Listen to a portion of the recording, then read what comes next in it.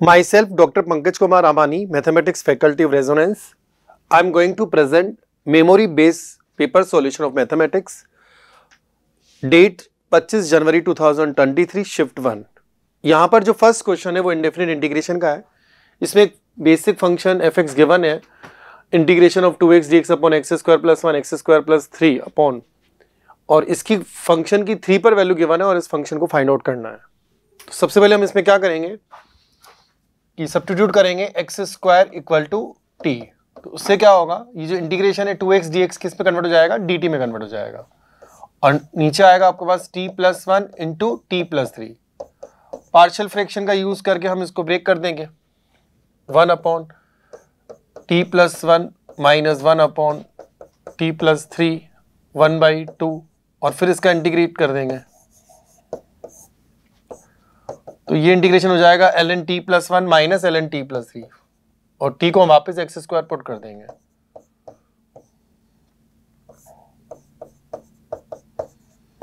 Plus some constant c। अब हमें c को फाइंड करने के लिए रिलेशन गिवन है, f3 गिवन है। तो यहां से जब हम f3 निकालेंगे और उस f3 की जो वैल्यू आएगी वो आएगी 1/3 ln 10/30, मतलब 5/9, 3 square 9 plus 1 10/12, 5/6, ln 5 minus ln 6 plus some constant c। तो इसकी अगर हम इससे कंपेयर करें तो हम कह सकते हैं कि c 0 है, और जैसे हम c को 0 पुट कर देंगे इस रिलेशन में तो हमें fx मिल जाएगा। तो हमारा इस क्वेश्चन फर्स्ट नंबर क्वेश्चन का कौन सा ऑप्शन सही है, option 1 is correct option. Okay, अब हम नेक्स्ट क्वेश्चन की तरफ बढ़ते हैं। Our next question is from binomial theorem. यहां पर गिवन है कि 1 प्लस एक्स होल पावर 10 में कोफिशिएंट ऑफ एक्स की पावर आर। तो इसमें बाइनोमियल थ्योरम लगाए तो हम जानते हैं कि 1 प्लस एक्स की पावर 10 में कोफिशिएंट ऑफ एक्स की पावर आर जो होता है वो होता है 10CR। तो AR is nothing but 10CR। Clear. और फिर वो पूछना चाह रहा है आपसे, एक सीरीज गिवन है, summation r equal to 0 to 10 r³ AR by AR minus 1 whole power 2 square means. तो अगर AR ये है और आपसे कहा जाए AR अपॉन AR माइनस 1 बताए, means 10CR divide by 10CR minus 1। तो एक रिलेशन है, फॉर्मूला कह सकते हैं आप इसको, n minus r plus 1 by r। तो n इज 10, तो 10 minus r plus 1 by r which is equal to 11 minus r by r। तो जब हम ये इसमें पुट करेंगे समीशन में, तो सीरीज ये जो हमसे पूछा गया है 1/100 summation r equal to 0 to 10, तो यहां पर आएगा 11 माइनस r का square by r square, r³ से r स्क्वायर कैंसिल आउट हो गए, r into 11 minus r whole square बन जाएगा। तो इसको जब आप ओपन करेंगे तो r स्क्वायर, तो summation r³ minus 22 summation r square plus 121 summation r, और डिवाइड बाय 1/100, और यहां पर r की वैल्यू क्या है 0 to 10। तो समीशन r³ का फॉर्मूला क्या होता है, n प्लस 1/2 होल स्क्वायर। तो यहाँ पर n कितना है 10, तो ये क्या हो जाएगा आपका 1/100 n 10 into 11/2 whole square minus 22 summation r square n plus 1 2n plus 1, तो 10 11 21/6 plus summation r n plus 1 means 10 into 11/2। तो इस पूरे पोर्शन को जब आप सिंप्लीफाई करेंगे तो आप देखेंगे कि इस क्वेश्चन का जो आंसर आएगा वो आएगा 12.10। एक्चुअली में इसकी जो वैल्यू आएगी वो आएगी 1210। तो 100 का डिवाइड करने से 12.10। Okay, our next question is related to matrix and determinant. यहां पर आपके पास एक मैट्रिक्स गिवन है, बेसिक मैट्रिक्स है, जिसमें कि बहुत जगह पे log x बेस 2 का यूज किया गया है। और फिर वो कह रहा है कि अगर ये मैट्रिक्स A है तो इसके स्क्वायर A स्क्वायर, उसका एडजॉइंट फिर अगेन एडजॉइंट, उसकी डिटरमिनेंट वैल्यू बताओ। तो सबसे पहले तो ये जो मैट्रिक्स है इसकी डिटरमिनेंट वैल्यू निकालने के लिए हम क्या करते हैं, बेसिक सब्स्टिट्यूशन करते हैं, log x बेस 2 को t मान लेते हैं। तो अगर हम log x बेस 2 को t मान लेंगे तो A की जो डिटरमिनेंट वैल्यू होगी वो क्या होगी, ये क्या है 1 है। अगर हमने log x बेस 2 को t माना तो log 4 बेस x क्या होगा 2/t, ये क्या हो जाएगा 1/t log 2 बेस x, ये कितना हो जाएगा 1/2, तो t/2। ओके, ये 2, इसकी वैल्यू तो 1/2 है डायरेक्ट, ये कितना है t, ये 2 है और ये 3 है, तो आप इसको सिंप्लीफाई करें, 6 minus 1 5, okay, 3t/2 minus t/2, t into 2/t minus 2, और यहां पर आ रहा है t minus 2t minus t minus 1 t minus 1। तो इसकी जो डिटरमिनेंट वैल्यू आ रही है वो कितनी आ रही है, 2 आ रही है। अब आपसे क्या पूछा है उसने, एडजॉइंट ऑफ ए स्क्वायर और इसका डिटरमिनेंट वैल्यू। तो अपन जानते हैं कि एडजॉइंट किसी भी मैट्रिक्स, एडजॉइंट x कोई मैट्रिक्स है, उसका डिटरमिनेंट वैल्यू क्या होगा, मैट्रिक्स x की डिटरमिनेंट वैल्यू की power n-1, where n is order of square matrix. यहां पर ऑर्डर कितना है, 3 ऑर्डर है। तो ये प्रॉपर्टी अगर हम इसमें अप्लाई करेंगे तो क्या हो जाएगा, adjoint of a square whole इसकी डिटरमिनेंट की पावर n-1, n इज 3 तो स्क्वायर हो जाएगा। और फिर इसमें अगेन यही प्रॉपर्टी अप्लाई करेंगे तो ए स्क्वायर की पावर की डिटरमिनेंट का स्क्वायर और अगेन स्क्वायर, और हम जानते हैं कि a raise to power n whole determinant is directly equal to determinant a whole power n। तो उस हिसाब से हम कह सकते हैं कि this is equal to determinant value power 2 into 2 into 2 which is equal to 8, and we know that already find out कि डिटरमिनेंट a जो है हमने 2 फाइंड किया है, तो इसका आंसर क्या हो गया, 2 रेज़ टू पावर 8। तो इस क्वेश्चन का आंसर हो गया 2 raise to power 8। Okay, next question is related from method of differentiation. Here y equal to 1 plus x into 1 plus x square into 1 plus x raised to power 4 plus into 1 plus x raised to power 8 into 1 plus x raised to power 16. Find the value of y dash minus y double dash. Y dash means dy by dx. Y double dash means d2y by dx square at x equal to -1. तो वैसे तो ये काफी लंबी चौड़ा product है और हमें लग रहा है अगर हम इसका डिफरेंशिएशन करें तो हमें टाइम लगेगा, बट अगर हम इस प्रोडक्ट को 1 माइनस एक्स से इंटू एन डिवाइड करें तो क्या होगा, ये बहुत ही इजी फॉर्म में कन्वर्ट हो जाएगा। कैसे, a minus b into a plus b क्या होता है, a square minus b square, तो उसका यूज कर रहे हैं हम। तो जैसे हम इसको 1 माइनस एक्स इंटू करें तो 1 minus x square, again 1 minus x square into 1 plus x square equal to 1 minus x to power 4। फिर 1 माइनस एक्स स्क्वायर 4 को 1 प्लस एक्स स्क्वायर पावर 4 से इंटू करेंगे तो 1 माइनस एक्स 8 हो जाएगा, और इसी सिमिलर फैशन से करते जाएंगे तो finally we get y equal to 1 minus x to power 32 upon 1 minus x which is directly means मतलब 1 माइनस एक्स इंटू वाई। इसको प्रोडक्ट ट्रू से करेंगे तो जल्दी डिफरेंशिएशन होगा क्योंकि रिलेशन आ जाएगी। क्वेश्चन 2 से भी कर सकते हैं। अब इसका differentiation with respect to y करो तो 1 माइनस एक्स बार y का y डैश प्लस y बाहर 1 माइनस एक्स का -1 तो माइनस y और यहाँ minus 32 x to power 31। Again differentiation with respect to x, 1 minus x bar y dash का y double dash है ना, और y डैश बाहर 1 माइनस एक्स का -1 तो माइनस y डैश और y डैश का माइनस y तो minus 2y dash minus 32 into 31 x raise to power 30। अब यहाँ पर आप क्या करें, पुट x इक्वल टू -1, तो -1 पुट करेंगे तो कितना हो जाएगा 2y double dash minus y dash 2y dash equal to minus 32 into 31। तो आपको क्या बताना है, y dash minus y double dash, तो y dash minus y double dash equal to 16 into 31 which is equal to 496। तो इस question का answer क्या है, इस क्वेश्चन का आंसर है 496। ओके बच्चों, next question is related to limit at infinity.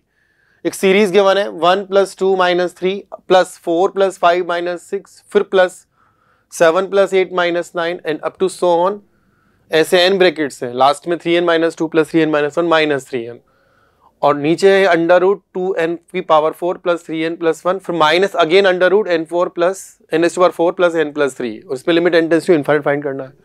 तो इसकी जो न्यूमरेटर है उसको हम समीशन फॉर्म में क्या लिख सकते हैं, समीशन फॉर्म में लिख सकते हैं हम 3r - 2 + 3r - 1 - 3r और इसमें r की फर्स्ट वैल्यू क्या होगी 1। अब 1 रख के देखो, अब यहाँ पर 1 आ जाएगा, ये 2 हो जाएगा, लास्ट में n है ना, और नीचे क्या है आपका √2 रेज़ टू पावर n। नीचे वाला पोर्शन को आप अभी रहने दो, पहले ऊपर वाले को सॉल्व कर लेते हैं।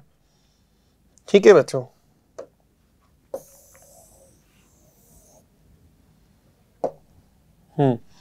तो ये क्या हो जाएगा आपका directly equal to 3r cancel, तो 3r - 3 summation r equal to 1 to n, तो ये हो गया आपका 3 समीशन r क्या होता है n n + 1 बाई टू, और समीशन 3 क्या होगा 3n। तो ये सॉल्व करने पर कितना आ रहा है 3n by two common, 3n by two common, n plus 1 minus n plus 1 minus 2 which is equal to 3n into n minus 1 by 2। तो ये वाला जो पोर्शन है अपन उस सीरीज ऊपर जो सीरीज है उसकी जगह रख देंगे, और फिर इसमें से n स्क्वायर कॉमन ले लेंगे, क्योंकि हम 1/n बनाएंगे तो बेनिफिट में रहेंगे, क्योंकि 1/n को जैसे हम limit n tends to infinity लगेंगे तो 1/n टेंस टू 0 प्लस हो जाएगा, तो 1/n बना देते हैं। तो 3n स्क्वायर 1 माइनस 1/n, वो जो ऊपर n स्क्वायर आएगा कोई कॉमन आने से आएगा ना, वो नीचे इस ब्रैकेट में से भी n स्क्वायर बाहर कॉमन ले लेंगे, मतलब n की बार 4 बाहर कॉमन लेंगे तो बाहर n स्क्वायर हो जाएगा। तो 3/n क्यूब 1/n4, फिर माइनस इसमें n4 कॉमन लेंगे तो 1 plus 1/n cube plus 3/n4, और वो n स्क्वायर कट जाएंगे, और फिर हम इसमें जब limit n tends to infinite लगाएंगे इस वाले पोर्शन में, तो हम क्या देखेंगे कि ये 1/n टेंस टू 0 जाएंगे, तो ऊपर जो न्यूमरेटर है वो 3/2 रह जाएगा, नीचे यहाँ ये 0 तो अंडर रूट 2 रह जाएगा -1, तो फाइनली क्या हो जाएगा 3/2, क्लियर, 3/2 बाय अंडर रूट 2 -1। इसको रेशनलाइज करो, √2 + 1 से मल्टीप्लाई डिवाइड करो तो नीचे 1 हो जाएगा, तो फाइनल आंसर क्या होगा 3/2 into √2 + 1। Option 1 is correct option. Okay, next question. Our next question is connected to probability. Here x and y two variants, two variables, और x y दोनों नेचुरल नंबर है, और x और y दोनों की वैल्यू 1 to 25 है, मतलब x की वैल्यू 1 2 3 अप टू 25 तक हो सकती है, और y की वैल्यू भी। अब हमें ऐसी चांसेस निकालने, प्रोबेबिलिटी निकालनी है कि x और y का जो सम है x plus y is also divisible by 5। तो हमें क्या करते हैं कि जो x की जो नंबर है ओवरऑल और x की जो नंबर्स हैं, जो पॉसिबिलिटीज हैं, उनको 5 कैटेगरी में डिवाइड करते हैं। फर्स्ट ग्रुप में उन नंबर्स को रखते हैं 1 से 25 के बीच में x है, तो उनमें से उन नंबर्स को फर्स्ट ग्रुप में रखते हैं जिनमें 5 का डिवाइड करने पर रिमाइंडर 1 बचता है, मतलब 5n + 1 टाइप नंबर, जैसे 1 6 11। सेकेंड कैटेगरी में रखते हैं जिनमें 5 का डिवाइड करने पर 2 रिमाइंडर बचता है, फॉर एग्जाम्पल 2 7 12। थर्ड कैटेगरी जो होगी उसमें वो नंबर्स रखते हैं जिनमें 5 का डिवाइड करने पर 3 रिमाइंडर रहता है, 3 8 13। फोर्थ कैटेगरी में 4 रिमाइंडर वाले नंबर रहेंगे, 4 9 14, एंड लास्ट जो कैटेगरी है उसमें वो नंबर होंगे जो 5 से डायरेक्टली डिविजिबल है, 5 10 एटसेट्रा। तो हमने ग्रुप बना दिए, फर्स्ट ग्रुप जिसमें 1 है, सेकेंड ग्रुप उसमें 6 2 है,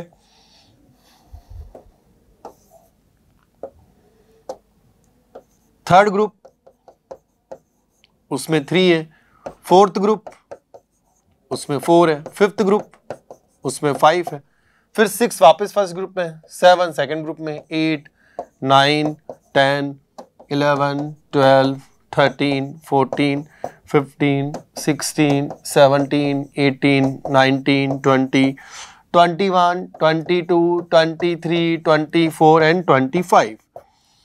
So these are 5 groups and each group contain exactly 5 element और total element 25 हो गए। अब x भी इन्हीं में से होगा और y भी इन्हीं में से होगा, है ना।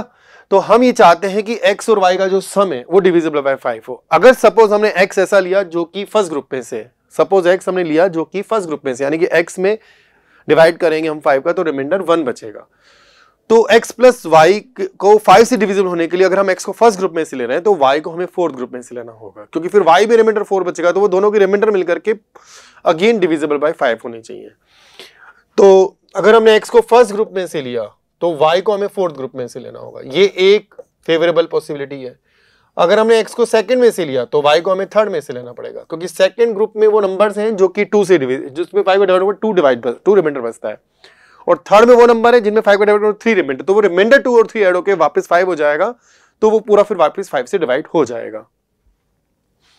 अगर हमने x को थर्ड ग्रुप में से लिया तो y को सेकंड ग्रुप में से लेना पड़ेगा। अगर हमने x को फोर्थ ग्रुप में से लिया तो y को फर्स्ट ग्रुप में से लेना होगा, और अगर हमने x को फिफ्थ ग्रुप में से लिया तो y को भी फिफ्थ ग्रुप में से लेना होगा।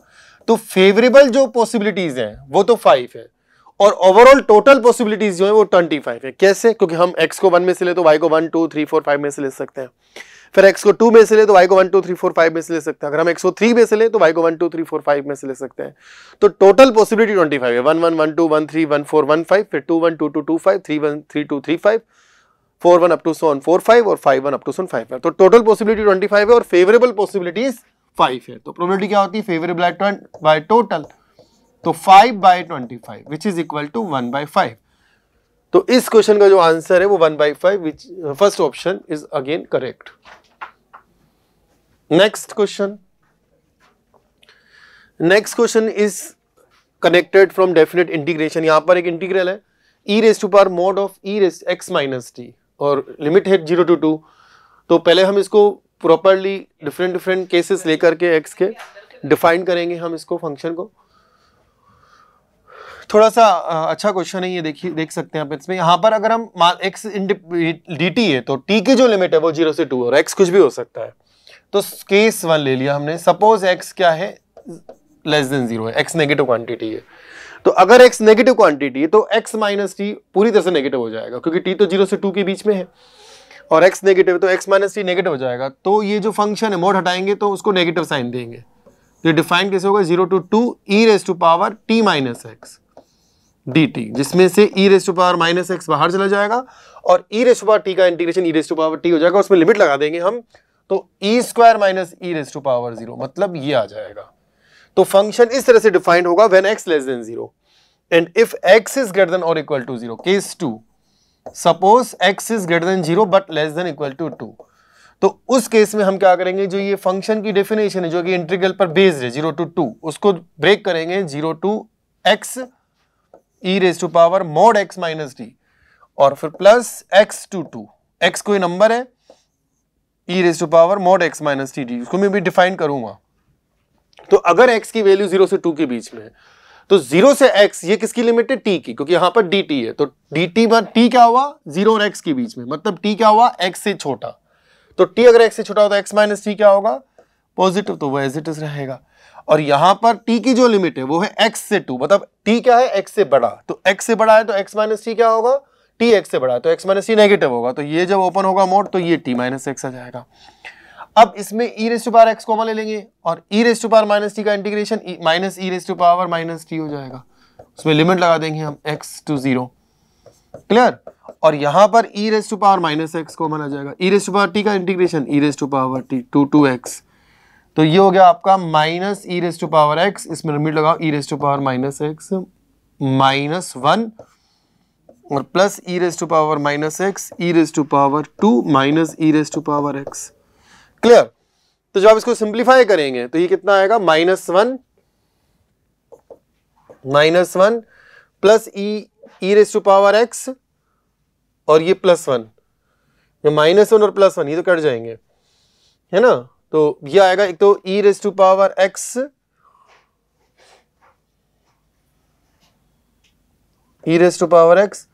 Plus e raise square e raise to power -x।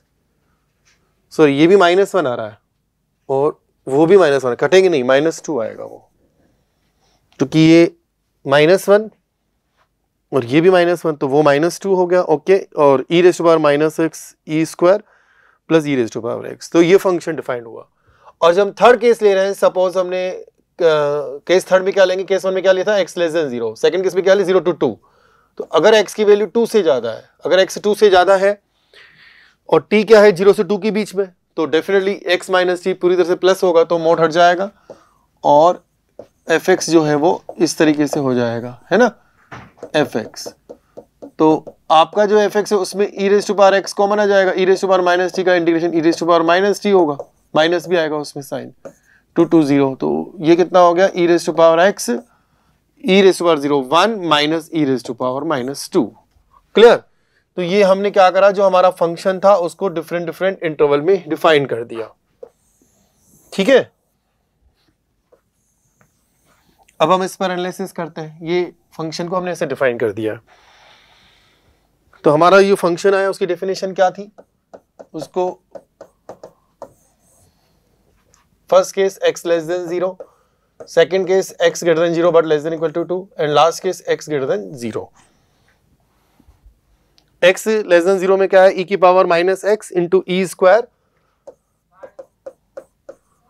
-1। Second case में क्या है? x की इसकी value e raise to power x plus e raise to power 2 into e raise to power minus X minus 2, और last case में आया E raise to power X 1 minus E raise to power minus 2। हमें question में क्या करना है, इस function की मिनिमम वैल्यू बतानी है, ठीक है ना। तो अब अगर हम इस फंक्शन की डेफिनेशन पर एनालिसिस करें तो ये जो पार्ट है, ये वाला पार्ट, ये डिक्रीजिंग फंक्शन है। E raise to power minus X अगर आप कैसे बनता है, इस तरीके से, तो ये अपना स्ट्रिक्टली डिक्रीजिंग फंक्शन है। तो माइनस इनफाइनाइट से जीरो लो या माइनस से इनफाइनाइट लो, डिक्रीजिंग है। तो इस पार्ट की मिनिमम वैल्यू जैसे जैसे हम आगे बढ़ेंगे और डिक्रीज होगी, तो जीरो पर आ सकती है लिमिटिंग केस के केस में। तो अगर हम इस पे जीरो रखते हैं तो जीरो पर इसकी वैल्यू क्या आ रही है, ई रेज़ टू पावर 0 1। तो इस फंक्शन की मिनिमम वैल्यू आ रही है ई स्क्वायर माइनस 1। जहां तक इसकी बात करें, ई की पावर एक्स अगर आप कैसे बनता है, E 1 minus E raise to power minus 2 constant function है, तो उससे कोई इंपैक्ट नहीं पड़ेगा। तो ये इंक्रीजिंग फंक्शन है, strictly increasing function. Minus infinite लो, कोई भी ले लो, तो 2 से इनफाइनाइट में इसकी मिनिमम वैल्यू कहां होगी, एट 2 पे होगी। तो 2 पे इसकी वैल्यू क्या आ रही है, वही ई स्क्वायर इंटू ई 1 माइनस ई की पावर माइनस 2। सॉल्व करने पर उतना ही आ रहा है, ठीक है ना। तो इसकी वैल्यू भी इतनी आ रही है। अब ये जो बीच वाला फंक्शन है, ठीक है ना, अगर हम इसकी मिनिमम वैल्यू निकालें तो इसमें हम AMGM लगा सकते हैं। अब जानते हैं ना AMGM कब लगाते हैं, पॉजिटिव नंबर में AMGM लगाते हैं। तो अगर हम e raise to power x plus e raise to power 2 into e raise to power minus x, इनको दो नंबर कंसीडर करें और इनका AMGM लगाएं, तो यहां प्रोडक्ट क्या आएगा, ई स्क्वायर, उसका अंडर रूट क्या होगा, ई। तो इस वाले पार्ट की जो मिनिमम वैल्यू आएगी वो 2e आएगी। तो इसकी मिनिमम वैल्यू क्या आ रही है, 2e माइनस 2। अच्छा, कब आती है ये, कब आ रहा है मिनिमम वैल्यू, जब m इक्वल टू जीएम हो। m इक्वल टू जीएम कब होता है, जिन नंबर में AMGM लगा रहे हैं वो नंबर इक्वल हो। तो यहां अगर हम इसको सॉल्व करें तो x इक्वल टू 1 आ रहा है। इट मींस इस ये जो x की वैल्यू जब हमने 0 से 2 ली तो उसमें ये फंक्शन पहले डिक्रीज हो रहा था और इंक्रीज इसकी वैल्यू 1 पर है, और वो वैल्यू आ रही है 2 इंटू ई माइनस 1, और ये वैल्यू इन दोनों से कम है, ठीक है। तो इस फंक्शन की जो मिनिमम वैल्यू ही वो ही 2 into E minus 1, 2 into E minus 1। कौन से ऑप्शन में आ रहा है 2 into E minus 1, second option में। तो इस क्वेश्चन का जो आंसर हुआ सेकेंड ऑप्शन करेक्ट हुआ। अब हम नेक्स्ट क्वेश्चन की तरफ बढ़ते हैं।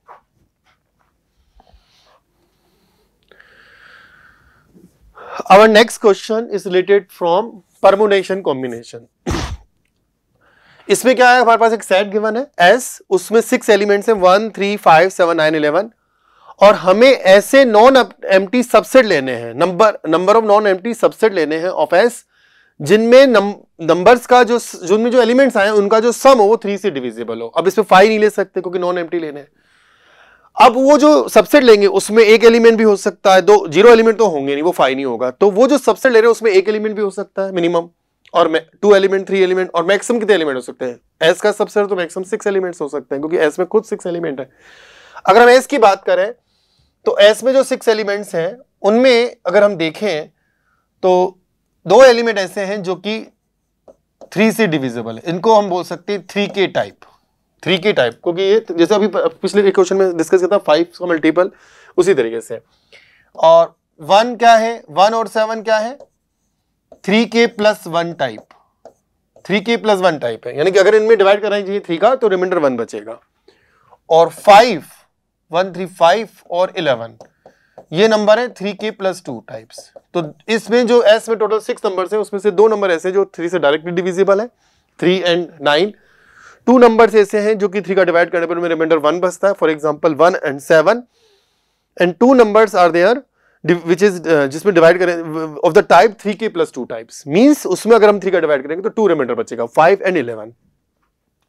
अगर आपको एक ही नंबर लेना है, आपको सबसेट बनाने हैं ना, ऐसे सबसेट बनाने हैं जिसमें एलिमेंट्स जो हो उनका वो जो जितने भी एलिमेंट हो उनका सम जो हो वो सम 3 से डिविजिबल हो। अब अगर एक ही नंबर लेंगे तो उसको 3 का डिवाइड होना ही पड़ेगा क्योंकि उसका सम तो वो खुद होगा।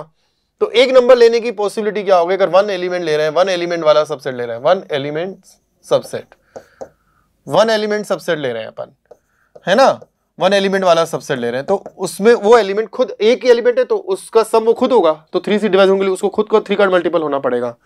तो इन दोनों में से कोई एक ले सकते हैं, तो 2c1 वे हो गए। या तो हम 3 को लेकर के सबसेट बनाए, सबसेट ऑफ 3, या फिर सेट ऑफ 3, या फिर 9 को ले लें सेट ऑफ 9। तो 2 तरह से 2 टाइप हैं, 2 वेज हैं जिससे कि ये बन सकता है। अगर हम 2 एलिमेंट लेकर के सबसेट बनाना चाह रहे हैं, ऐसे सबसेट जिसमें 2 एलिमेंट्स हैं, 2 एलिमेंट सबसेट, ठीक है ना, 2 एलिमेंट वाला सबसेट, तो या तो वो दोनों ही 3 से डिवाइड हो, यानी दोनों के दोनों 3 और 9 ले। एक तरीका तो ये कि इसमें से ले ले दोनों के दोनों 2C2, क्योंकि या तो दोनों में 3 का डिवाइड हो, और अगर एक या तो दोनों इसमें से ले या फिर एक इसमें से और एक इसमें से ले, क्योंकि अगर हम इसमें से एक एलिमेंट लेंगे, जैसे हमने 1 ले लिया और इसमें से एक एलिमेंट जैसे 5 ले लिया, तो 1 और 5 को जोड़ने पर वापस 6 का 3 हो गया, 6 आने मतलब 3 का डिवाइड हो गया, क्योंकि इसमें रिमाइंडर 1 बच रहा है। तो एक इसमें से कोई भी एक ले लें, इसमें से 2C1, और इसमें से कोई एक ले लें 2C1 इनटू, और ये प्लस यहां पर है ना,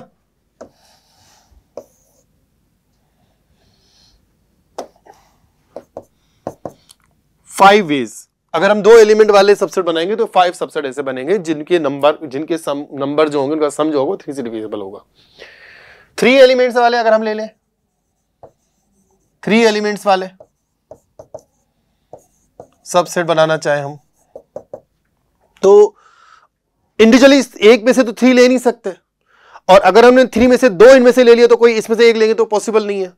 तो दो इसमें से एक ऐसे ही हो सकता है, या इसमें से 2 ले लिए मान लो, तो 2 में 2 का सम, 2 इसमें तो 2 रिमाइंडर बचेगा, तो वो भी नहीं कर सकते। तीनों में से अगर एक एक लेंगे तो ही पॉसिबिलिटी है, यानी कि 2C1 इनमें से कोई एक, 3 और 9 में से कोई एक, फिर 2C1 इनमें से कोई एक, और 2C1 इनमें से कोई एक, तो 8 वेज हो गए 3 एलिमेंट वाले सबसेट। 4 एलिमेंट सबसेट अगर हम ले, ऐसे सबसेट बनाए जिसमें 4 एलिमेंट्स हो, है ना, तो 4 के लिए ऐसे कर सकते हैं कि एक बार तो हम इन दोनों में से एक एक ले लें, सेकंड और थर्ड में से एक एक ले लें, तो 2 एलिमेंट हो गए और उनका सम वैसे ही थी, और 2 इसमें से ले लें, 2C2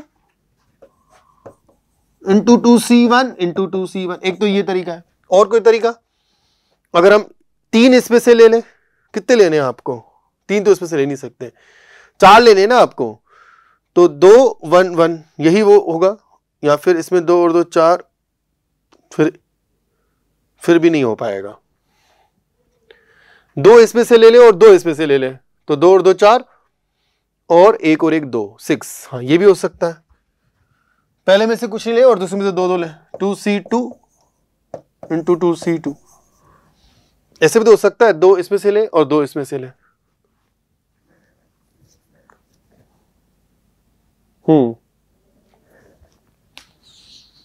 तो ये कितना आंसर हुआ, 2 2 जा 4, 4 और 1 5, ये भी 5 हुआ, ठीक है ना।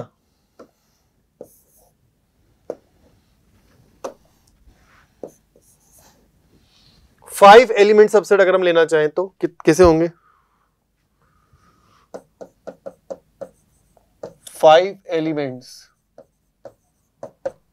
सबसेट,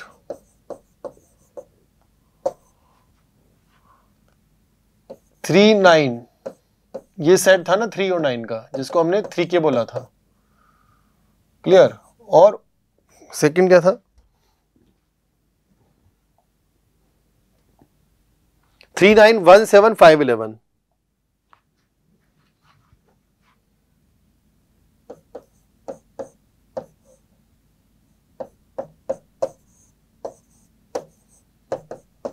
थ्री के प्लस 1, 3K प्लस 2। अब आपको 5 एलिमेंट्स लेने हैं।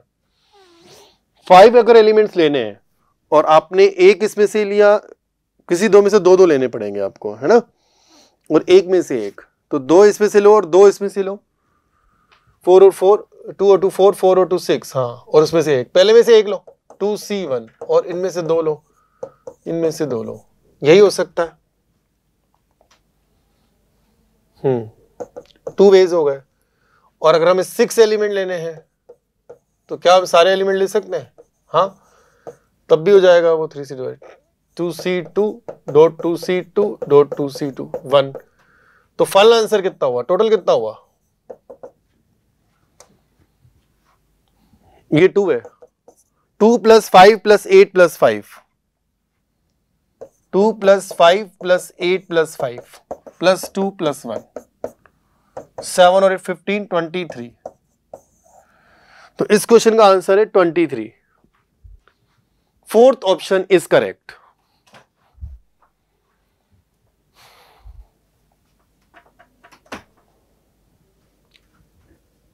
Our next question is from statistics.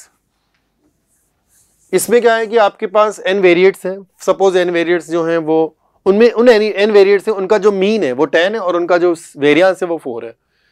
उन n वेरिएंट में से एक वेरिएंट की वैल्यू 8 है और वो कह रहा है कि उस 8 की जगह हमने 12 ले लिया एक नए सिचुएशन में। तो जब हमने उस 8 को 12 कंसीडर करा तो मीन में चेंज आया और न्यू मीन 10.2 हुआ। तो न्यू वेरिएंस क्या है, ये हमारा क्वेश्चन है। तो हम वेरिएट्स जो मान लेते हैं, सपोज वेरिएट्स n है ना, तो उनमें से n-1 वेरिएट्स तो हम मान लेते हैं x1, x2, x3 up to xn-1 और जो nth वेरिएट है वो हमारा 8 है। क्लियर। अब इनका जो इनिशियल मीन है वो हम निकालें, तो मीन कैसे निकालते हैं, sum of variates by number of terms, number of variates, और 10 है तो यहां से हम कह सकते हैं summation xi i equal to 1 to n-1। इसकी वैल्यू कितनी आएगी, 10n-8। क्लियर। ये एक रिलेशन आई। अच्छा, अगर वेरिएंस निकाले पुराना तो उसमें क्या होगा, इन्हीं वेरिएट्स का स्क्वायर होगा 1 to n-1 प्लस 8 का square 64 by total variates n minus mean कितना है 10, उसका स्क्वायर 100। तो ये कितना दे रखा है आपको 4। तो यहां से मुझे summation xi square i equal to 1 to n-1 की वैल्यू कितनी आएगी, 104 n-64। ये हमें रिलेशन मिली। क्लियर। अब हम क्या करेंगे, न्यू मीन दे रखा है 10.2, उसमें हमने क्या करा है 10.2, तो न्यू मीन कैसे निकलेगा, वही समीशन पुराने सारे वेरिएट्स जो n-1 वेरिएट्स हैं वो तो रहेंगे और जो 8 है उसकी जगह हम 12 लिख देंगे बाय n। तो ये कितना है 10.2। तो यहां से इसकी वैल्यू कितनी आई थी, अभी पिछले हमने फाइंड की है इक्वेशन 1 में 10n-8। तो 10n-8 प्लस 12 तो प्लस 4 इक्वल टू 10.2n, तो 0.2n इक्वल टू 4, तो n इक्वल टू 40/2, n की वैल्यू आ गई 20। क्लियर। अब हम न्यू मीन निकालें, अगर हम न्यू मीन निकालें, न्यू वेरिएंस, तो न्यू वेरिएंस क्या होगा, summation xi square i equal to 1 to n-1 plus किसका स्क्वायर, 8 को 12 कंसीडर करेंगे तो 12 square by n minus new mean 10.2 whole square. ये हमें बताना है। इसकी वैल्यू हम पहले ही निकाल चुके हैं, इक्वेशन नंबर 2 104n-64। तो 104n-64 plus 144 80 by n minus 10.2 whole square. Clear. तो n की वैल्यू कितनी है 20 है, तो 104 प्लस 4 108 और इसका स्क्वायर करो आप 10.2 इंटू 10.2 करो,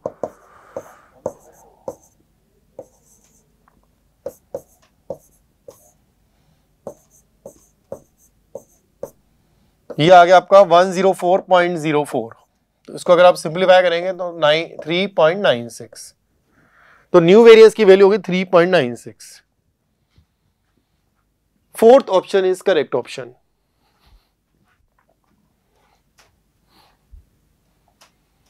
next question is from ITF, inverse trigonometric function.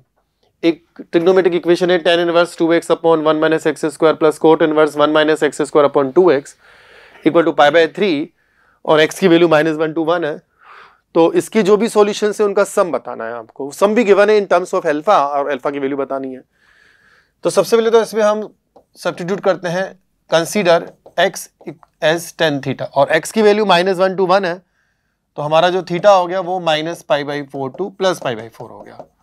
तो जैसे आप इस इक्वेशन में x को tan थीटा पुट करेंगे तो 2 tan theta upon 1 minus tan square theta, ये फार्मूला हो जाएगा tan 2 थीटा का, और आगे 1 माइनस tan 2 थीटा, तो वो हो जाएगा कोट 2 थीटा का, कोट 2 थीटा हो जाएगा वो। अब थीटा की वैल्यू -π/4 से +π/4 है, तो हम दो केस लेते हैं। केस 1, जब थीटा की वैल्यू -π/4 से 0 है तो उसमें tan 2 थीटा की वैल्यू क्या होगी, -π/2 से 0, फोर्थ क्वाड्रेंट। तो आप जानते हैं कि tan इनवर्स tan 2 थीटा को हम 2 थीटा लिख सकते हैं क्योंकि वो उसकी रेंज में आ रहा है ना। तो ये तो 2 थीटा हो जाएगा। और कोट इनवर्स कोट 2 थीटा को क्या लिखेंगे, अगर 2 थीटा -π/2 से 0 हो तो उसको लिख सकते हैं 2 theta plus pi. Clear, 2 theta plus pi. तो यहां से क्या सॉल्यूशन आएगा आपके पास, 4 theta equal to pi minus pi by 3 का minus 2 pi by 3 minus 2 pi by 3 theta equal to minus pi by 6। तो सॉल्यूशन x बराबर 10 थीटा, तो माइनस 10 पाई बाई 6। तो एक सॉल्यूशन मिला हमें x equal to minus 1 by root 3। और जब हम केस 2 लेते हैं, थीटा को लेते हैं 0 से पाई बाई 4, तो 10 inverse 10 2 theta directly equal to 2 theta हो जाएगा, क्योंकि 2 थीटा 0 से 90 डिग्री फर्स्ट क्वाड्रेंट में आ जाएगा, और कोट इनवर्स कोट 2 थीटा को भी 2 थीटा लिख सकते हैं। तो यहां से हमारे पास थीटा की वैल्यू आ जाएगी पाई बाय 12। तो हमारा जो x आएगा वो 10 पाई बाय 12 आ जाएगा। 10 पाई बाय 12 की वैल्यू कितनी होती है, 2 माइनस रूट 3। ठीक है, तो सम ऑफ सॉल्यूशन निकालो आप। 2 माइनस रूट 3 और minus root 3 minus 1 by root 3। तो 2 root 3 minus 3 minus 1 by root 3, 2 root 3 minus 4 by root 3, 2 minus 4 by root 3। Clear. और इसको उन्होंने किस फॉर्म में लिख रखा है, अल्फा माइनस 4 बाई रूट 3 की फॉर्म में। तो बताओ अल्फा कितना हुआ, 2। क्लियर। तो करेक्ट आंसर इज 2, अल्फा की वैल्यू 2 है। Next question, next question is again from limit at infinity. Complicated question है, a ग्रेटर देन 1 है, और क्वेश्चन है limit x tends to infinity. Inverse trigonometry का भी इसमें यूज है। a एक वेरी कांस्टेंट है जिसकी वैल्यू 1 से ग्रेटर है। तो इसे फाइंड करने के लिए हम क्या करेंगे, ये जो जिसका फंक्शन का कोड ले रहे हैं, कोड इनवर्स, पहले उस फंक्शन पर देखते हैं कि लिमिट कैसे अगर अप्लाई करें तो क्या होगी। तो limit x tends to infinity जब हम इस पे अप्लाई करेंगे, इस वाले पार्ट पे, a क्योंकि 1 से बड़ा है और ये इंफिनिटी रखेंगे तो ये इनफाइनाइट को टेंड करेगा, और ये भी इनफाइनाइट, तो ये इनफाइनाइट बाय इनफाइनाइट फॉर्म हो गई। क्लियर। और इनफाइनाइट बाय इनफाइनाइट फॉर्म को हॉपिटल रूल से कर सकते हैं। तो अगर हम इसको हॉपिटल रूल लगाएं, इसका डेरिवेटिव करें, तो पहले तो इसको हम क्या लिखेंगे, ln x by ln a। तो 1 बाई ln a तो कॉमन रहेगा, और ln x का डेरिवेटिव 1 बाई x, और इसका डेरिवेटिव a x की power a minus 1 with respect to हमने x डेरिवेटिव किया। तो a बाई ln a तो कांस्टेंट है, वो बाहर चला जाएगा, और ये क्या आ जाएगा, 1 अपॉन x की पावर a। उसमें जैसे हम x को इनफाइनाइट टेंड करेंगे तो 1 बाई इनफाइनाइट 0 को टेंड करेगा ये, तो ये टेंड्स टू 0, तो ये 0 को टेंड कर रहा है। तो इसका मतलब जैसे हम इसमें 0, इसमें लिमिट लगा रहे हैं अंदर, तो ये 0 तो कोट इनवर्स 0, कोट इनवर्स 0 की वैल्यू कितनी होती है, पाई बाय 2। फिर हमारा ये जो डिनोमिनेटर में फंक्शन है a raise to power x into log x base है। क्लियर। तो इसमें हम देखते हैं लिमिट लगाने पर क्या रोल होता है। तो जैसे हम लगाएंगे तो a 1 से ग्रेटर, तो ये तो वैसे भी 1 से ग्रेटर की पावर इन्फिनिटी, इनफाइनाइट को टेंड कर रहा है, और ये भी इनफाइनाइट, तो ये तो इंडिटरमिनेट फॉर्म ही नहीं है। Infinite into infinite is directly equal to infinite, तो ये इनफाइनाइट को टेंड कर रहा है और ये 0 को टेंड कर रहा है। तो इस फंक्शन का जो आंसर वो क्या हुआ, cot inverse 0 by sec inverse infinite. अब देखो जरा, इनकी वैल्यू फाइनाइट आती है, इनफाइनाइट आती है। कोट इनवर्स 0 पाई बाय 2 होता है, और सेक इनवर्स इनफाइनाइट कब होता है, कोट इनवर्स कोस, जब कोस 0 होगा, कब, पाई बाय 2 पर। तो pi by 2 by pi by 2 means 1। तो इस क्वेश्चन का आंसर क्या है, second option is correct option. Next question की तरफ बढ़ते हैं, क्वेश्चन नंबर 12। इसमें क्या है कि एक वायर है, उसकी टोटल लेंथ L है, और हमें उसके 3 पीसेस करने, इस तरह से 3 पीसेस करने की उन 3 पीसेस से हम ट्राइंगल बना सके, इस बात की प्रोबेबिलिटी बतानी है। तो मान लेते हैं कि जो हमने पीसेस किए उनकी लेंथ है x, y एंड थर्ड है L minus x minus y। तो सबसे पहले अगर हम टोटल पॉसिबिलिटी की बात करें कि ये तीनों पीसेस हो, तो उसके लिए x का 0 से ग्रेटर होना जरूरी है, y का ग्रेटर देन 0 होना जरूरी है, और L minus x minus y greater than 0 होना जरूरी है। इट मीन्स हमारा जो टोटल रीजन होगा वो उसको फॉलो करेगा जिसमें x ग्रेटर देन 0 है, y ग्रेटर देन 0 है, और x plus y less than L है। ये ज्योमेट्रिकल प्रोबेबिलिटी है। तो अगर हम इसको x एक्सेस y एक्सेस बनाए और ये लाइन ड्रॉ करें x plus y equal to L, ठीक है ना, ये L कोमा 0, ये 0 कोमा L, तो x greater than 0 y greater than 0 मतलब फर्स्ट क्वाड्रेंट, और x plus y less than L, linear inequality आप जानते हैं। तो ये हमारा टोटल एरिया हो गया। तो ये ट्राइंगल है, इसका एरिया कितना होगा 1/2 लेंथ इंटू हाइट विड्थ जो भी हम लेना चाहें, तो टोटल एरिया तो आपका हो गया L²/2। अब हम चाहते हैं कि जो तीनों हमने पीसेस बनाए x y और L - x - y, इससे ट्राइंगल बने। तो ट्राइंगल कब बनेगा? ट्राइंगल कब बनता है? 3 साइड से, जब उनमें 2 साइड का सम हमेशा थर्ड साइड से ज्यादा हो। ट्राइंगल में होता है ना sum of 2 sides is greater than third side, तो फर्स्ट और सेकंड का सम थर्ड से ज्यादा हो, फर्स्ट और थर्ड का सम सेकंड से ज्यादा हो, सेकंड और थर्ड का सम फर्स्ट से ज्यादा हो। तो यहां से आपके पास आएगा x + y > L/2, यहां से आएगा आपके पास y < L/2, और यहां से आएगा आपके पास x < L/2। तो आपका जो टोटल एरिया आया था, उस टोटल एरिया में आपको उस एरिया को सिलेक्ट करना जो फेवरेबल एरिया होगा, जो जिसके लिए हम कह सकें कि x + y > L/2 है and y and x < L/2 है। तो इसमें हमने ये लाइन ड्रॉ की x = L/2, ये लाइन ड्रॉ की y = L/2, है ना, और x + y ये पॉइंट क्या हो जाएगा 0, L/2, और ये पॉइंट क्या होगा L/2, 0।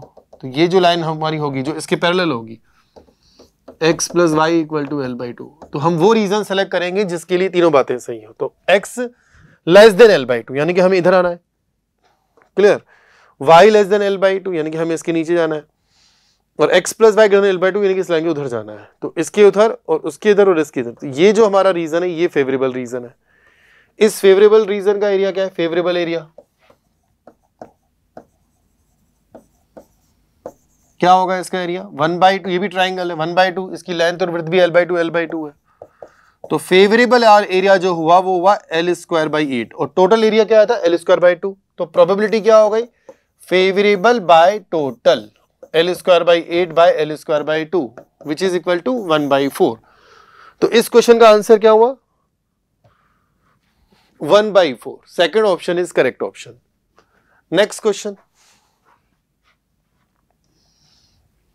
next question is from complex number z - z1 square plus z - z2 square, z मेरी variable point moving point equal to z1 - z2 mod square, where z1 equal to 2 + 3 out एक fix point है और z2 equal to 3 + 4 out एक again fix point है।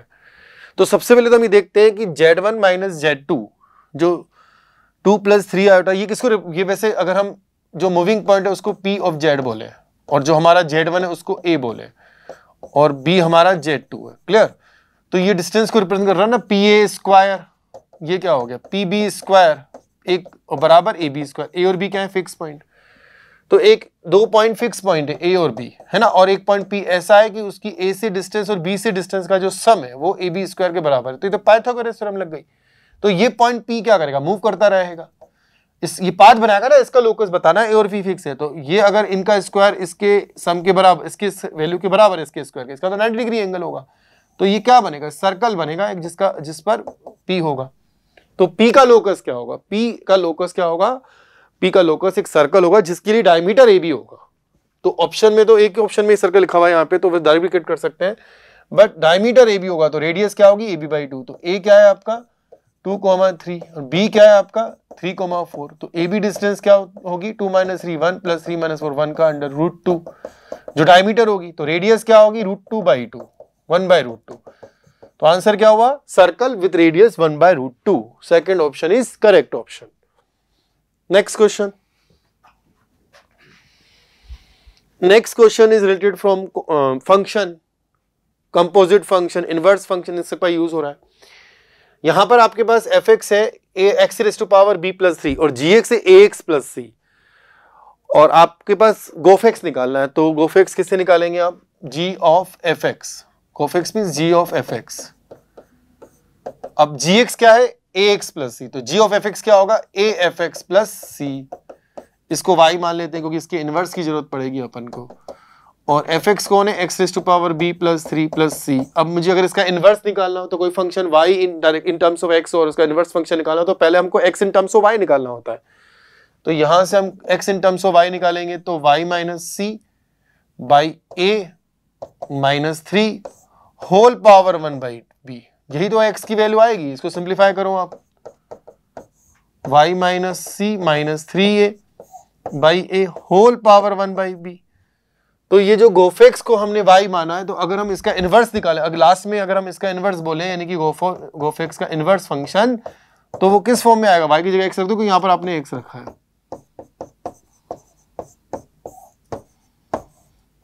1/b, but ये तो given है ये फंक्शन, तो x minus 7/2 whole power 1/3।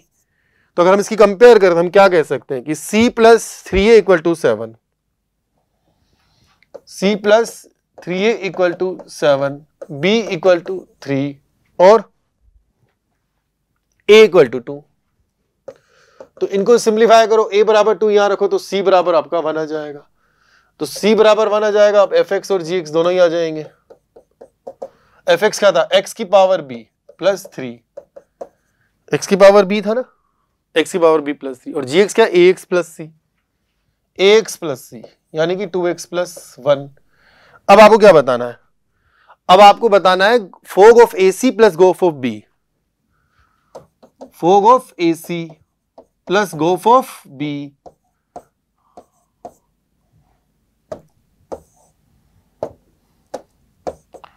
AC की वैल्यू कितनी है?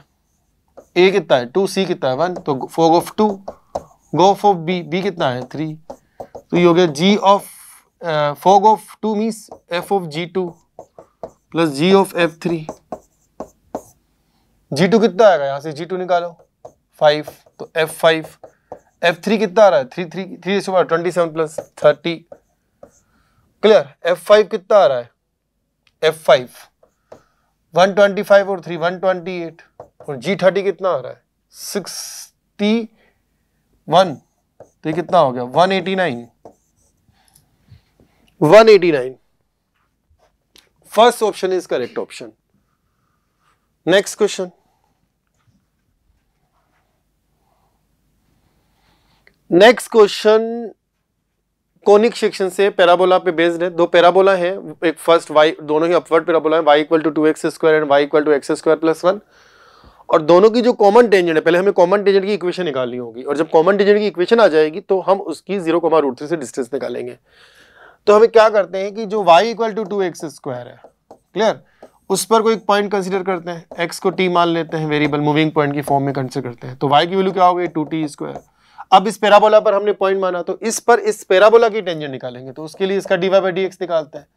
तो dy बाई dx क्या आ रहा है? 4x। तो टेंजेंट का स्लोप क्या होगा? ये पॉइंट कंसीडर करेंगे तो टेंजेंट का स्लोप हो जाएगा t।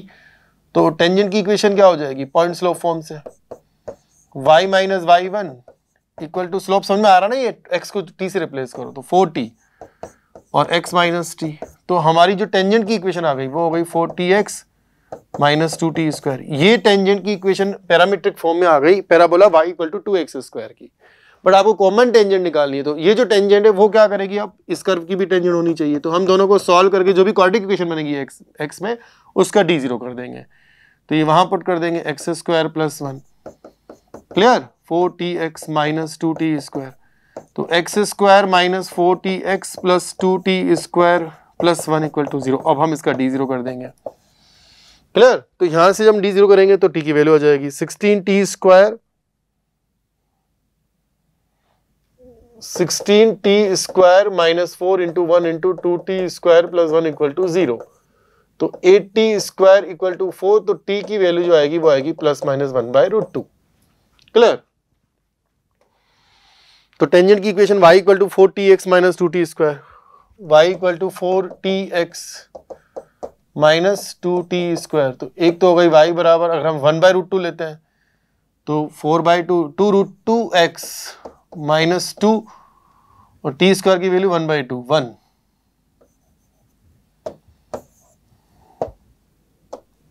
ये एक टेंजेंट हो गई। और अब इसकी 0,√3 से डिस्टेंस निकालो, 0,√3 से डिस्टेंस निकालनी है। तो क्या आएगी वो? -√3 माइनस 1 अपॉन 8 प्लस 1 का मोड, अंडर रूट भी नीचे, तो √3 प्लस 1/3। और अगर हम t को माइनस 1/√2 लेते हैं और सॉल्व करते हैं तो भी हमारा यही आंसर आएगा। आप चेक कर सकते हैं। तो ऑप्शन कौन सा करेक्ट हुआ? Option 1 is correct, √3 plus 1/3। Next question basic trigonometric ratio से है। cos 36 माइनस साइन 18, ठीक है, और इसको 2 से ऊपर इंटू करो, नीचे भी 2 से इंटू करो। 2 cos स्क्वायर 18 को क्या लिख सकते हो आप, और 2 साइन स्क्वायर 54, तो 2 cos 18 क्या हो जाएगा, 2 cos स्क्वायर थीटा क्या होता है, 1 प्लस cos 2 थीटा, और 2 साइन स्क्वायर थीटा क्या होता है, 1 माइनस cos 2 थीटा, है ना, 108। 2 cos 36 माइनस साइन 18, और नीचे 1 से 1 cancel, cos 36 plus cos 108। cos 108 को क्या लिख सकते हैं, 90 प्लस 18, cos 90 प्लस 18 क्या होता है, cos 90 प्लस 18 माइनस साइन 18, तो ये तो कैंसिल हो गया। Answer is 2 is answer. Next question again from binomial theorem. 2x plus 1 upon x is to power 7 minus 7x square whole power 5 multinomial theorem पर based है। इसकी इंडिपेंडेंट टर्म बतानी है, तो इसकी जनरल टर्म क्या लिखेंगे, 5 factorial by r1 factorial r2 factorial r3 factorial 2x की पावर r1 और x की पावर -7 उसकी power r2 minus 7x square उसकी पावर r3, और r1 r2 r3 तीनों के तीनों का जो सम होगा वो 5 होगा, और वो 0 से लेकर 5 के बीच में होंगे, 0 1 2 3 4 5 होल नंबर्स होंगे। हम क्या चाहते हैं, इंडिपेंडेंट टर्म, तो यहाँ पर x की पावर क्या आ रही है, r1 minus 7 r2 plus 2 r3, तो इंडिपेंडेंट टर्म क्या मतलब, कोफिशिएंट ऑफ x की पावर 0, तो फॉर कोफिशिएंट ऑफ x की पावर 0 x की जो पावर आ रही है उसको 0 के इक्वल कर देंगे, तो एक रिलेशन ये आ गई और एक रिलेशन ये आ गई। अब हम इनको सॉल्व करके r1 r2 r3 निकालेंगे, तो अगर हम 1 में से 2 को सब्ट्रैक्ट करते हैं, सपोज r1 से r1 कैंसिल हो जाएगा, तो 8 r2 minus r3 equal to 5 आएगा, और r1 r2 r3 जो है वो 0 1 2 3 4 5 में से, तो सपोज अगर मैं इसमें r3 को 0 ले लेता हूं तो r2 की वैल्यू 5/8 आएगी, वो पॉसिबल नहीं है। r3 को 1 ले लेता हूं तो r2 की वैल्यू 6/8 आएगी, वो पॉसिबल नहीं है। r3 को 2 ले लेता हूं तो 7/8, r3 को 3 लेता हूं तो 8/8, तो r3 इक्वल टू 3 लेने पर आ रहा है, अगर हम r3 को 3 ले रहे हैं तो r2 हमारा 1 आ रहा है, फिर r3 को 4 लेते हैं 5 लेते हैं तब भी आंसर नहीं आता, तो r3 3 होगा, r2 1 होगा, और वो r3 r2 को यहाँ 3 और 1 रखेंगे तो r1 हमारा 1 होगा। अब ये सब हम वापस इसमें रख देंगे इस सीरीज में, तो इंडिपेंडेंट टर्म क्या मिलेगी, 5 फैक्टोरियल बाय r1 कितना आया 1, r2 भी 1 फैक्टोरियल 1 फैक्टोरियल गया, और r3 3 फैक्टोरियल, और यहाँ 2 की पावर r1 और ये 1 रहा, और -7 की पावर 3 क्योंकि r3 3 है, तो आप इसको 5 4 जा 20 इंटू 2 इंटू 7 7 7 49 इंटू 7, जब आप सॉल्व करेंगे इस पूरे को तो अभी देखेंगे इसका जो आंसर आएगा वो आएगा 13,720 माइनस में, क्योंकि माइनस साइन भी आएगा, माइनस है ना इसीलिए, तो first option is correct option. अब next question is from vector. यहां पर एक वेक्टर ए वेक्टर है -ik plus 2jk plus kk, उसको हम रोटेट कर रहे हैं 90 डिग्री एंगल और अबाउट ओरिजिन कर रहे हैं, और बीच में कहीं वो passing through positive X Y axis, तो जैसे सपोज ये हमारा एक्स एक्सिस है और ये हमारा ए वेक्टर है, क्योंकि इसका एक्स कोऑर्डिनेट नेगेटिव इसलिए मैंने ऐसे बनाया है, और ये इस तरीके से पास हो रहा है वाई एक्सिस से होते हुए, तो ये न्यू जो पोजीशन आ गई इसकी बी वेक्टर आ गई, ये 90 डिग्री एंगल ये वाई एक्सिस की पॉजिटिव डायरेक्शन में जे केप होता है, तो न्यू जो पोजीशन आ गई बी वेक्टर आ गई, तो पहले तो हमें न्यू पोजीशन निकालनी है। सपोज हम मान लेते हैं कि जो हमारा बी वेक्टर है वो है एक्स आई के प्लस वाई जे के प्लस जेड के, क्लियर, उसमें 3 अननोन हमने एंटर कर दिए। तो पहली चीज तो ए वेक्टर और बी वेक्टर का डॉट प्रोडक्ट 0 होगा, क्योंकि ए और बी परपेंडिकुलर है, तो उसका यूज करेंगे तो रिलेशन आएगी -x plus 2y plus z equal to 0। दूसरी रिलेशन है कि ए वेक्टर से ही बी वेक्टर बना है, तो दोनों का मैग्नीट्यूड तो सेम होगा ऑब्वियसली, तो वहां से आ जाएगा 1 4 1 6 equal to x square plus y square plus z square. और सबसे इंपॉर्टेंट बात ये होगी,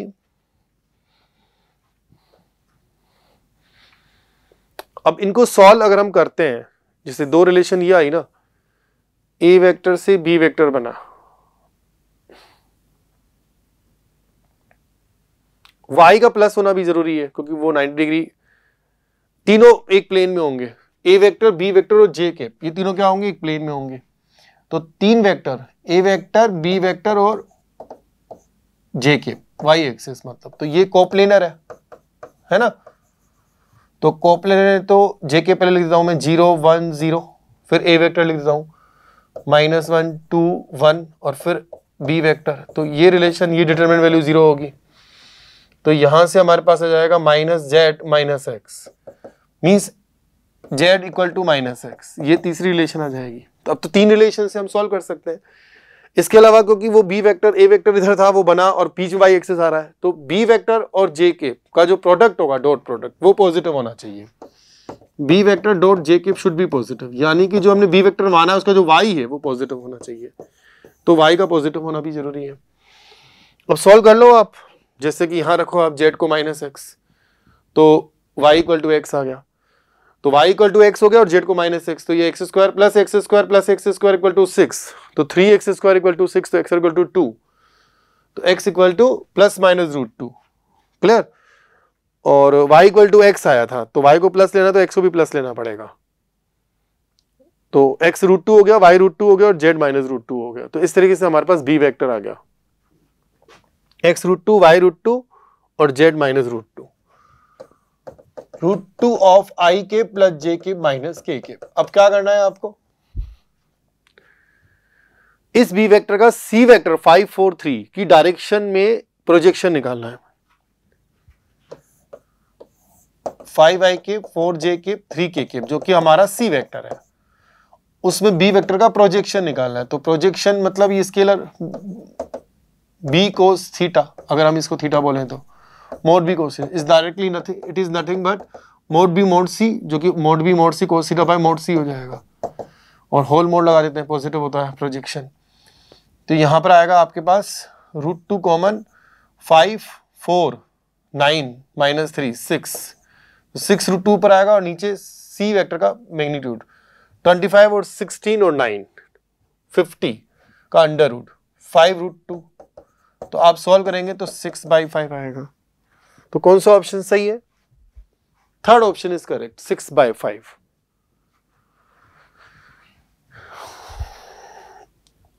differential equation, Bernoulli differential equation, जो कन्वर्ट हो जाएगी लीनियर डिफरेंशियल इक्वेशन में।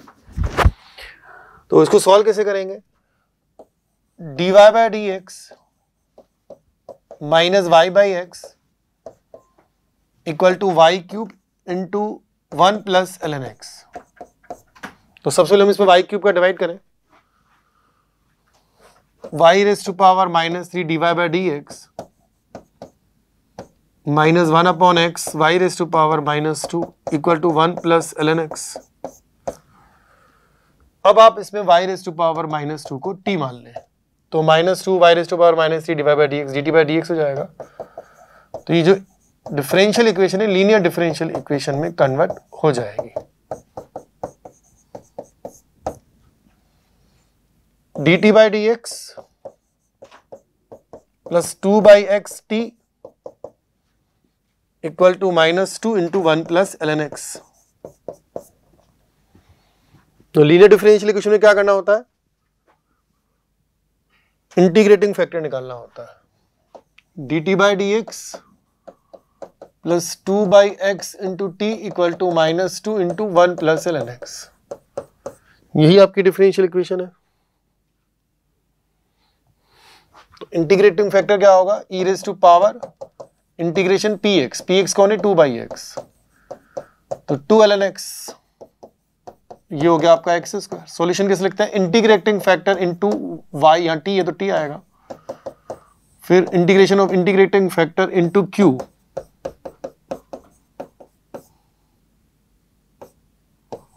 dx plus some constant c, t किसको माना है वो रख दो आप, y² y की पावर -2 को, इसमें आप इंटीग्रेशन बाय पार्ट्स लगाओ।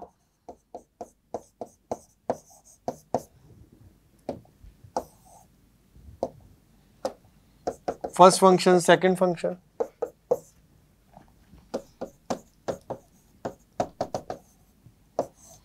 फर्स्ट फंक्शन बाहर, सेकंड फंक्शन का इंटीग्रेशन माइनस फर्स्ट फंक्शन का डेरिवेटिव, सेकंड फंक्शन का इंटीग्रेशन का अगेन मल्टीप्लिकेशन और फिर इंटीग्रेशन। क्लियर? तो ये हो गया आपका x square by y square minus 2/3x³ 1 plus ln x minus minus plus 2/3x square का x³ 3 plus some constant c। अब c को निकालने के लिए आपके क्वेश्चन में इंफॉर्मेशन है y1 = 3, तो आप इसमें x को 1 और y को 3 पुट करें, तो ये हो गया आपका 1/9 इक्वल टू माइनस 2/3 इंटू 1, ये 1 प्लस 0 तो 1 प्लस 2/9 प्लस c, तो यहां से c कितना आ गया 2/3 माइनस 1/9 5/9। c की वैल्यू 5/9 आ गई। वो c की वैल्यू वापस इसमें रख देंगे हम।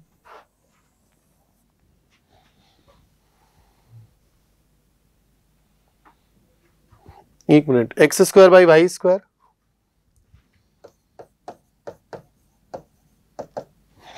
Equal to minus 2/3x³ 1 plus ln x plus 2/9 x³ plus c आपका 5/9 आया। अब आप इसमें x को 3 पुट करें तो 9/y² माइनस 2, 3 का क्यूब 9, 27 सॉरी 18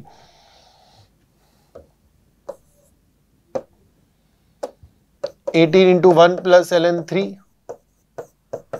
प्लस 6 प्लस 5/9,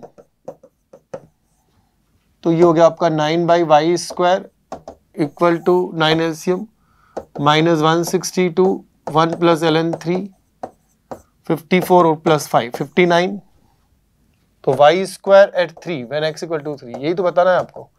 तो इसका आंसर हो गया 9/59 माइनस 162 1 प्लस ln 3। कौन सा ऑप्शन सही है देखो? Third option is correct.